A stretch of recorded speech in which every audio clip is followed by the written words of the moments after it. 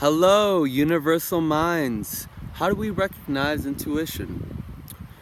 Well, we're going to start off by looking within always and not looking externally, because each and every one of us has inherited this technology of intuition in our biology, and so we're always going to look within. By turning our attention inwards, we're going to become aware of different sensations. We're going to become aware of our emotions, sensations in the body, our breathing, our thoughts, and possibly the stillness behind the thoughts. And so from here, each and every one of us will be more adept to certain mediums of information through intuition. What this means is that there are different kinds of intuition. So I'll go over them. The first one will be emotional intuition. And so this is when our emotions, which are patterns of energy that are sending us information constantly. It's a way of looking at it is seeing emotion as the communication between our bodies and ourselves. And so our bodies are highly beyond intelligent, and we can always look into our body for answers. And so some of us will be more emotionally intuitive than others, and some of us may be more visually intuitive and receive information through visions or through visually, symbolically representational images. For example, someone in the darkness only holding a candle, walking down a path with many unlit candles, and step by step lighting all the candles in the path. You don't have to know the path. You don't have to see the path 20 yards ahead of you. You only need to see it one step at a time, each step that you take, and that's when you light the next candle. So those types of images might come rushing in all of a sudden at different points in the day. Most likely, when we are visually intuitive, we will receive images or visions in the dark when we have our eyes closed, but more than any time when we are laying in bed about to fall asleep. This is the perfect time to connect to intuition, because our conscious mind, which can act as a sensor, almost a barrier against intuition because it's just full of noise, starts to kind of dwindle away and allow for all the background information to surface.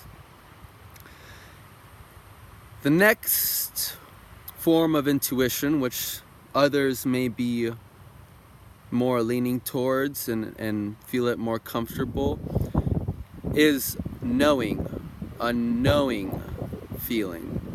So this will come in an unexplainable feeling of knowingness, in which we are going throughout our day and we receive an answer. All of a sudden we know it, and now it's really simply said, because it is almost that simple. However, the important thing is to recognize it, and as we pay more attention and look more for answers from this source of intuition, we will become more familiar with how to recognize it and the difference between information within ourselves that is intuition, and the difference between something that is a projection that we have projected ourselves in our mind. And so this is why the last form of intuition I want to speak about, which is auditorial, clairaudience, hearing noises or voice, is probably the trickiest one, because it may take the same form as our thoughts, and we then must be very, very weary of what thoughts we accept as intuition and what thoughts we reject as intuition.